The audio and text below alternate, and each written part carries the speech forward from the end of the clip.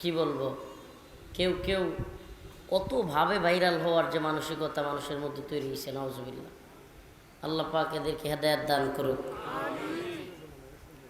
কোনো আলোচিত বিষয় টপিক বানিয়ে সেই বিষয়টাকে ফোকাস করে পরিচিতি পাওয়ার, কি বলে, সবাই যেন আমাকে চেনে, আমার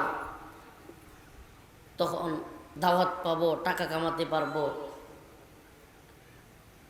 আমি একটা বিষয় দেখছি, আপনাদেরকে বলেই ফেলি। আমি বিষয়টা একেবারেই দেখছি যে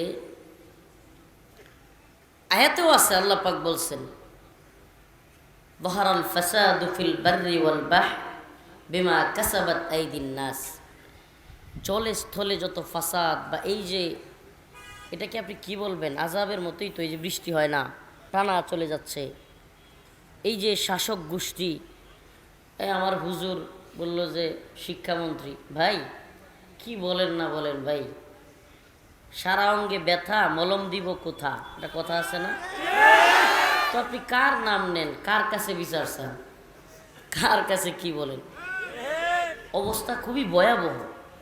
তো এই জন্য দেখেন, আমি চিন্তা করি যেভাবে, আমি একটা বিষয় খেয়াল করলাম যে আমাদের অবস্থানটা কোথায়। আজকে আপনি দেখেন নৈতিকতার অবস্থান কি আমাদের দেশে? মাহফিলে মোবাইল পাওয়া যায় না, কথা বলেন। মসজিদে সভাপতি সেক্রেটারি সুদকুর ঘুষকুর। আপনার আল্লাহ মাফ করুক, মুফতি সাহেব টাকার জন্য ফতুয়া পাল্টাই দিচ্ছে। দেশের বড় শেখুল হাদিস চাটুকারিতা করে পেট আর পকেটের ধান্দা করতেছে। দেশ বিখ্যাত বিচারপতি পাঁচাটা গোলামি করে আরো কেমনে উন্নতি করা যায় সে চেষ্টা করতেছে। আপনি একটু খেয়াল করেন বিষয়গুলো। এত যদি সমস্যা থাকে, সেই রাস্তায় কি উমর রাদিয়াল্লাহু আনহু আসবে নাকি শাসন করতে? আল্লাহ তো বলছেই যে জাতি চেঞ্জ হবে না, পরিবর্তন হবে না, তাদের শাসক গোষ্ঠীও পরিবর্তন হবে না। আগে নিজেদেরকে পরিবর্তন হইতে হবে। ইন্নাল্লাহা লা ইউগাইয়িরু মা বিকাউমিন হাত্তা ইউগাইয়িরু মা বিআনফুসিহিম। আল্লাহ তাআলা ততক্ষণ পর্যন্ত কোনো জাতিকে পরিবর্তন করেন না যতক্ষণ না জাতি পরিবর্তন হয়। আপনি খেয়াল করে দেখেন না, আপনি কোন স্তরে আমরা নৈতিক দিক থেকে, নৈতিকতার দিক থেকে, নৈতিকতার মানদণ্ডে আমরা কোন জায়গায় উত্তীর্ণ হতে পারবো? আমাকে দেখান কোন সেক্টরটা বাকি আছে। এখানে এসে মন খোলাভাবে বলি, আপনি অবাক হবেন শুনলে। আমি তো খোলামেলা কথা বলতে পছন্দ করি। আমরা যে পাঁচজন একসাথে বসবো, যে আচ্ছা হচ্ছেটা কি, বিষয়টা কি, আমাদের করণীয় কি, এটারও উপায় নেই। কেন কেন? কারণ আপনি পাঁচজন নিয়ে বসবেন, এই পাঁচজনের মধ্যে কোনজন ওদের লোক আর কোনজন আপনার লোক, এটাই আপনি বুঝবেন না। অবস্থা এতটাই ভয়াবহ। তো এখন আমাদেরকে তাইলে কি করতে হয়? এই যে দিন শেষে মন খোলাভাবে আমার মতটা, শুধু আমার মত নয়, আমার চিন্তাটা, মুসলিম উম্মার প্রতি আমার দরদটা প্রকাশ করবার জন্য আল্লাহ পাক একটা জায়গা করে দিয়েছেন। এই জন্য এই মঞ্চগুলোকে নিয়ামত মনে করি। কোনো টিকটকার, কোনো গায়ক, কিংবা কোনো এই 8 রাকাত 20 রাকাতের মারামারি দেখলে, কিংবা এই ইখতিলাফপূর্ণ মাসআলায় জাতির এই ক্লান্তি লগ্নে দলাদলিয়ার এগুলো নিয়ে মাতামাতি দেখলে কলিজাটা ফেটে যায়। এই জন্য চিন্তা করি, আয় হাই হচ্ছেটা কি, কবে আমাদের বুঝ হবে, কবে আমরা বুঝবো যে 8 রাকাত পড়লো নাকি 20 রাকাত পড়লো এটা ফরজ নয়, এটা ওয়াজিব নয়। এটা নিয়ে তো মাতামাতি, এত চিল্লাচিল্লি, কিংবা অমুক দল তমুক দল, এই আকীদা ওই আকীদা, এভাবে একে অপরকে কুণ্ঠাসা করার পায়তারা, আর ওদিকে মুসলিমরা মার খায়। প্রিয় ভাইরা আমার, বন্ধুগণ আমার, এই যে অন্তরের ব্যাকুলতাটা আমরা প্রকাশ করবার একটা জায়গা পাই আপনাদের সামনে, আরে আমরা চাই এই উম্মার বিবেকের বন্ধ দরজাগুলো খুলে যাক। এই উম্মা শুধুমাত্র সকাল 8টায় অফিসে যাওয়া আর রাত 12টায় ফিরা, আবার ঘুমায়া যাওয়া, ফজরের খবর নাই। এই উম্মাহ যেন এই কতবাদা জিন্দিগি থেকে বেরিয়ে আসে। উম্মাহ যেন চিন্তা করে, ফিকির করে। উম্মার যুবকেরা যেন দ্বীনের জন্য সময় দেয়। উম্মার যুবকেরা যেন এই মুসলিমদেরকে নিয়ে, এই জাতিকে নিয়ে চিন্তা করে। যুবকরাও যেন বুঝে যে আমরা যদি এই সমস্ত শাসকদেরকে এবং যারা মুসলমানদেরকে গুলি করে, এই সমস্ত জালেমদেরকে আমরা যদি জবাবদিহিতার আওতায় না আনি, দিন শেষে আমি কিংবা আমার ভাইও ওদের গুলি খেয়ে মরতে হবে। এই জিনিসটা আমরা বুঝাইতে চাই আপনাদেরকে যে এই যে গদবাদা জিন্দিগি থেকে বের হন, শত্রু মিত্র চেনার চেষ্টা করেন। কে বন্ধু কে শত্রু, কারা আমাদের পাঠ্যপুস্তকের মধ্যে, ইসলাম শিক্ষা বইয়ের মধ্যে দুর্গার ছবি দিয়ে দেয়, কারা আমাদেরকে ডারউইনের মতবাদ শিখাতে চায়, কারা আমাদেরকে অল্প বয়স্ক শিক্ষামন্ত্রী দিয়া ইসকনের সদস্য হিসেবে যার আত্মপ্রকাশ এমন একজনকে দিয়া কারা আমাদের শিক্ষা জাতির মেরুদণ্ড, সেই মেরুদণ্ড ভেঙে ফেলতে চায়, কারা আমাদেরকে এই বাংলাদেশে ইসলাম এবং মুসলমানদের জয়গান গাওয়ার যে জায়গাগুলো, সকল সেক্টরগুলো বন্ধ করে দিতে চায়, কারা আমাদের ওয়াইজদেরকে, মুফাসসিরদেরকে গলা টিপে ধরতে চায়, টুটি চেপে ধরতে চায়, কারা এদেশে মসজিদগুলোতে এখন সভাপতি সেক্রেটারিগুলো নিজেদের লোক দিয়া সেখানেও নিয়ন্ত্রণ করতে চায়। এখন নাকি আবার শুনতেছি সমস্ত দাওরা হাদিস পর্যন্ত মাদ্রাসাগুলোর সভাপতি থাকবে ওই এলাকার এমপি সাহেব। শুনতে কেউ কেউ কতভাবে ভাইরাল হওয়ার যে মানসিকতা মানুষের মধ্যে তৈরি হয়েছে, নাউজুবিল্লাহ। আল্লাহ পাক এদেরকে হেদায়েত দান করুক। কোনো আলোচিত বিষয় টপিক বানিয়ে সেই বিষয়টাকে ফোকাস করে পরিচিতি পাওয়ার, কি বলে, সবাই যেন আমাকে চেনে, আমার তখন দাওয়াত পাবো, টাকা কামাতে পারবো। আমি একটা বিষয় দেখছি, আপনাদেরকে বলেই ফেলি। আমি বিষয়টা একেবারেই দেখছি যে আয়াতেও আছে, আল্লাহ পাক বলছেন যাহারাল ফাসাদু ফিল বাররি ওয়াল বাহর বিমা কাসাবাত আইদিন নাস। জলে স্থলে যত ফাসাদ, বা এই যে এটাকে আপনি কি বলবেন, আযাবের মতোই তো। এই যে বৃষ্টি হয় না, টানা চলে যাচ্ছে, এই যে শাসক গোষ্ঠী। আমার হুজুর বলল যে শিক্ষামন্ত্রী, ভাই কি বলেন না বলেন ভাই, সারা অঙ্গে ব্যথা, মলম দিব কোথা, এটা কথা আছে না? তো আপনি কার নাম নেন, কার কাছে বিচার চান, কার কাছে কি বলেন? অবস্থা খুবই ভয়াবহ।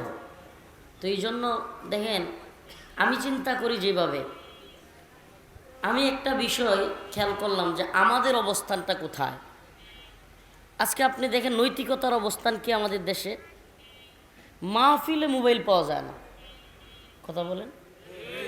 মসজিদে সভাপতি সেক্রেটারি সুদখোর ঘুষখোর। আপনার আল্লাহ মাফ করুক, মুফতি সাহেব টাকার জন্য ফতোয়া পাল্টাই দিচ্ছে। দেশের বড়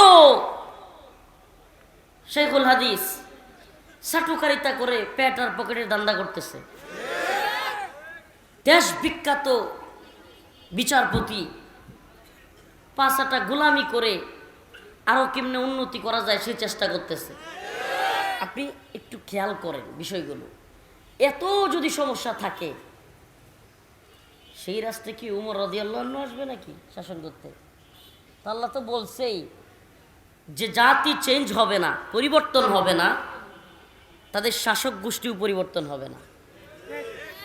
আগে নিজেদেরকে পরিবর্তন হইতে হবে। ইন্নাল্লাহা লা ইউগাইয়িরু মা বিকাউমিন হাত্তা ইউগাইয়িরু মা বিআনফুসিহিম। আল্লাহ তাআলা ততক্ষণ পর্যন্ত কোনো জাতিকে পরিবর্তন করেন না যতক্ষণ না জাতি পরিবর্তন হয়। আপনি একটু খেয়াল করে দেখেন না, আপনি কোন স্তরে আমরা নৈতিক দিক থেকে, নৈতিকতার দিক থেকে নৈতিকতার মানদণ্ডে আমরা কোন জায়গায় উত্তীর্ণ হতে পারবো আমাকে দেখান, কোন সেক্টরটা বাকি আছে? এটা শুধুমাত্র জেনারেল বা আওয়ামদের কথা বলতেছি না, আল্লাহ মাফ করুন, আমাদের আলেমদের অবস্থা কি? নৈতিকতার দিক থেকে আমরা কোন মানদণ্ডে উত্তীর্ণ হতে পারতেছি আমাকে বলে। ফরিদপুরের ঘটনা যা হচ্ছে, আপনি আসলে কি জানেন, আমরা এখন গতানুগতিক হয়ে গেছি। গতানুগতিক বুঝেন? রোবট সিস্টেম, রোবোটিং সিস্টেম, চলছি তো চলছি। কি হচ্ছে? হ্যাঁ হচ্ছে, হয়তো কি হচ্ছে, হয়েছে, 2 জন মারা গেছে, হয়তো বুলায় হয়েছে, শাপলা চত্বরে হয়েছে, বিবারিয়ায় হয়েছে, হাটাজারিতে হয়েছে, এখন ফরিদপুরে হয়েছে। এটা আর এমন কি, মানে এটা সাবকনশাস মাইন্ড, মানুষের অবচেতন মনে নর্মাল করে দেওয়া, সব কিছুকে কী করে দেওয়া, এটা একটা রোবোটিং সিস্টেম চলছে। কেন? ইস, আমার বড় অসুস্থ, হসপিটালে নিয়ে যেতে হবে। ফরিদপুরের ঘটনা দেওয়ার আমার সময় আছে নাকি? আরে আমার চাকরির সময় 8টা বাজে, এই সর্বনাশ রে, অফিসে যেতে হবে, এখনও অফিসে যাইনি। আপনার আমার মাথায় ওই চিন্তাই নাই, মুসলিম মারা যাচ্ছে, কালকে আমিও মারা যেতে পারি, আমাকে মেরে ফেলতে পারে। এই রাষ্ট্র কাদের হাতে চলে যাচ্ছে, এই নেতৃত্ব কাদের হাতে চলে যাচ্ছে? এই যে এদের নাম বলতেছেন, এরা তো সব পুতুল।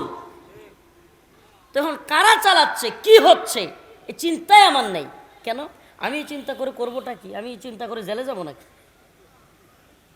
মানুষের মানসিক অবস্থান এত নিচে নামছে, নৈতিকতা এত নিচে নামছে। আরে ভাই, আপনি কি বলবেন? আপনি রসুলের জামানায়, সুবহানাল্লাহি ওয়া বিহামদিহি, হজরতে রসুল সাল্লাল্লাহু আলাইহি সাল্লামের চলে যাওয়ার কিছুদিন পর এক খলিফা আবু বকর রাদিয়াল্লাহু আনহু, এরপরেই তো হজরতে ওমর রাদিয়াল্লাহু আনহুর সময় ওমর রাদিয়াল্লাহু আনহু ভাষণ দিচ্ছেন, মিম্বরে দাঁড়ায় খুতবা দিচ্ছেন। এমন অবস্থায় একজন সাধারণ লোক, বেদুইন, সে উঠে গেছে, দাঁড়ায় গেছে। ওমর, সবার গায়ে জামা 2টা, তোমার গায়ে, সবার ভাগে পড়ছে জামা 1টা, তোমার গায়ে 2টা কেন? খলিফাতুল মুসলিমিন, খলিফাতুল মুসলিমিন, সৈন্যবাহিনী উনার অধীনে, চাইলেই ওই লোককে উনি মেসাকার করে ফেলতে পারেন। উনি জবাব দেন নাই। জবাব না দিয়া ওনার ছেলে আব্দুল্লাহকে বলছেন, আব্দুল্লাহ, এই প্রশ্নের জবাব দাও। ওনার ছেলে আব্দুল্লাহ বলছে, আব্দুল্লাহ ইবনে ওমর রাদিয়াল্লাহু আনহু, উনি বলতেছে, ভাই, আমার বাবার পরনে যে 2টা কাপড়, আসলে আমার বাবা খলিফা হতে পারেন, কিন্তু সবার ভাগে যে একটা করে কাপড় পরছে, ওই একটাই আমার বাবারও, কিন্তু আমার ভাগেরটা আমি আমার বাবারে দিয়ে দিছি। আপনি বুঝছেন জবাবদিহিতার কোন পর্যায়ে ছিল? আপনি আমাকে বলেন, যেই লোকটা নিজের ছোট্ট একটা অফিসে 4 জন কর্মচারী, তাদের সাথেই জুলুম করে, যেই লোকটা নিজের ঘরে স্ত্রীর সাথে জুলুম করে, যেই লোকটা একটা রিক্সাওয়ালার ভাড়া দিতে গিয়া জুলুম করে, এই লোক রাষ্ট্রের যারা জুলুম করে, এদের কি জবাবদিহিতা করবে? বুঝেন না ভাই? এই লোক তো চিন্তা করবে, আরে আমি তো বড় দুর্নীতিবাজ, আমি যদি ওই জায়গায় যেতাম, আমি হয়তো আরো বেশি দুর্নীতি করতাম। ও কি জবাবদিহিতা করবে রাষ্ট্রের কর্ণধারদের? বাস ব্যাস, হয়ে গেছে। এই ভণ্ডদেরই একজন শাসক দরকার। তো আমরা জাতিগতভাবে এখন এমন অবস্থায় গেছি যে এদের শাসক হযরত উমর হইতে পারে না। প্রিয় ভাইরা আমার, প্রিয় বন্ধুগণ আমার, কষ্ট পায়েন না, প্রিয় মুসল্লিয়ানে কেরাম, অবস্থা খুবই ভয়াবহ।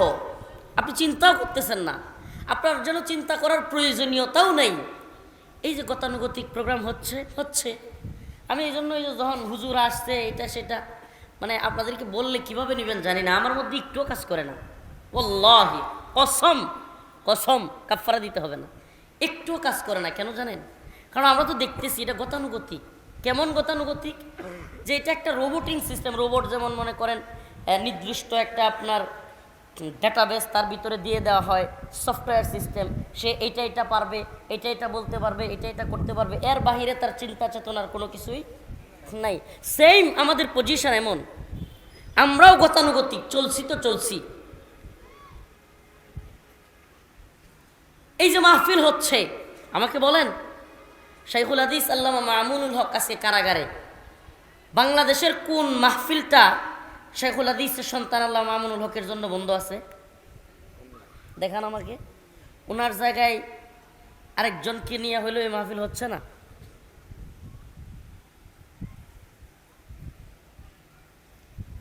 এই চিন্তা, এই চেতনা যতদিন না আপনাদের মধ্যে না ঢুকবে, আপনারা যতদিন এই গতানুগতিক ধারায় থাকবেন, আপনারা বলতে আমরাই আর কি, ততদিন কশ্চিন কালেও এই পরিস্থিতি পরিবর্তন হবে না। ভাই আপনি আমি তো শত্রু মিত্রই চিনি না।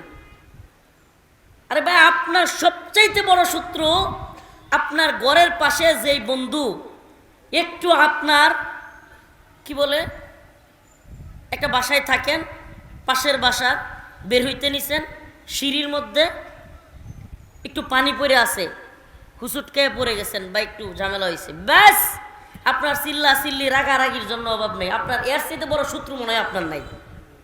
আপনি তো তারে শত্রু বানাইছেন। আরো ছোট্ট থেকে ছোট্ট বিষয় এগুলোতে আপনি শত্রু বানাচ্ছেন, কিন্তু আপনার আসলে শত্রুর ব্যাপারে আপনার খবরই নেই। আপনি কল্পনাও করতে পারবেন না আপনার কত বড় শত্রু পড়ে আছে। আপনার শত্রু, আপনার দেশের শত্রু, ইসলামের শত্রু, মানবতার শত্রু পড়ে আছে, অথচ আপনি বেখবর।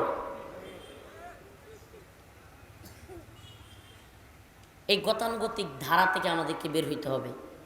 আমাদেরকে শত্রু মিত্র চেনা লাগবে, কারা আমাদের প্রকৃত বন্ধু, কারা আমাদের শত্রু। আজীব লাগে, আমরা শত্রু মিত্র চিনি না, অথচ কোরআন সুন্নাহর দলিল প্রমাণ এটাই বলে আল ওয়ালা ওয়াল বারা, শত্রু এবং মিত্রকে চেনা এটা ইসলামের একটা আকীদা। তুমি কাকে শত্রু মনে করবা, কাকে বন্ধু মনে করবা, এটা ইসলামের একটা আকীদা, বিশ্বাস, মৌলিক একটা বিষয়। অথচ মুসলমানের অবস্থা কি, আমাদের অবস্থা কি? নেটো জোটের সাথে থাকা কোনো প্রেসিডেন্টকে আমরা মুসলিমিন, খলিফাতুল মুসলিমিন বানায় হৈহুল্লো শুরু করে দিই। আমি জানি না এই লোক নেটো জোটের একটা দেশের সদস্য। নেটো জোট কি এটাই আমরা অনেকে জানি না, আমি ওইদিকে যাচ্ছি না। আমরা ইরানের প্রেসিডেন্ট বা ইরানের যে সর্বোচ্চ নেতা, তার হুঙ্কার জঙ্কারে আর তার ইসরায়েলে কিছু ইয়া করাতে খুব খুশি হয়ে যাই, মনে করি এই মনে হয় সব হয়ে গেছে। ওদের আসলে হাকিকত কি এটা জানার চিন্তাও করি না, চেষ্টাও করি না। প্রিয় ভাইরা আমার, শত্রু মিত্র চিনা। আজকে আবারও বলি, আমরা যে ফরিদপুরের যে কাহিনীটা, আমি কিন্তু খুব আস্তে আস্তে কথা বলতেছি, কথা বুঝতেছেন? কেন আস্তে বলতেছি জানেন? চিল্লানোর জন্য বা জজবা মন থেকে হুঙ্কার দেওয়ার মানসিকতাই নাই, আল্লাহ। কেন নাই জানেন? আরে আয়াতুল্লাহ খোমেনি উনি যদি একটা চিৎকার দেয় এটা মানায় যে হ্যাঁ কিছু করতে পারবে, সে একটা চিৎকার দিলে মানায় সে কিছু একটা করতে পারবে। আমরা কি করতে পারবো বলে? আমরা চিৎকার দিব, কি করতে পারবো? আমাদেরকেও চিৎকার দিয়ে অনেক জোরে জোরে অনেক কিছু বলতে মন চায়, কিন্তু হাকিকত হলো আমাদের তো পায়ের তলায় মাটিই নেই। আগামীকালকে যদি এই গাজীপুরে এই অঞ্চলে কাউরে মারে ফেলে হিন্দুরা, কি করবেন আপনি? অবস্থা এমন যে এদেশের অবস্থা এমন যে মুসলিমরা এখন সবচেয়ে বড় সংখ্যালঘু। একেবারে প্রশাসনের উপরে এবং সব সেক্টরের উপরে এদের লোকেরা বসে আছে। এরা ওপেনলি বলতেছে, এদের লোক বসে রাখছে এরা। এখন আমাদের অবস্থা হলো, সাধারণ যে সমস্ত প্রশাসনের ভাইরা আছে, বিভিন্ন সেক্টরের পুলিশ বলেন, র্যাব বলেন, বিডিআর বলেন, আলহামদুলিল্লাহ এদের অবস্থা হলো আমি এদের মধ্যে ইসলামের প্রতি, দ্বীনের প্রতি অনেক ভালোবাসা পাইছি। কিন্তু সমস্যা কোথায়? ওই যে মাতা, এগুলো কি? এগুলো টাকা আর পয়সা। আর হলো শুনেন, এই সমস্ত সেক্টরগুলিতে প্রশাসনের এদের পদোন্নতি হবে, ইংলিশে বলে যেটারে প্রমোশন। এই জন্য বাপেরে কিছু করে ফেলতে হবে না, মারে করতে হবে, ওই চিন্তায় ওর নাই। ওর দিন ইমান বিক্রি করা এটা তো একবারে নস্যি, এটা ও চিন্তাই করে না। মানে প্রমোশনের জন্য ওরা পারে না এমন কিছুই নেই।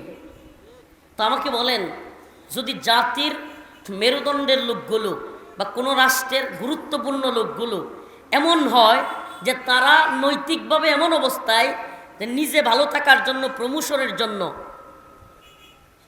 দিন ইমান আকীদার চিন্তা না করে, তো ওই লোক সাধারণদেরকে, তার অধীনস্থদেরকে গুলি করতে বলবে, এটা কি তেমন কোনো কিছু? এটাই হইতেছে।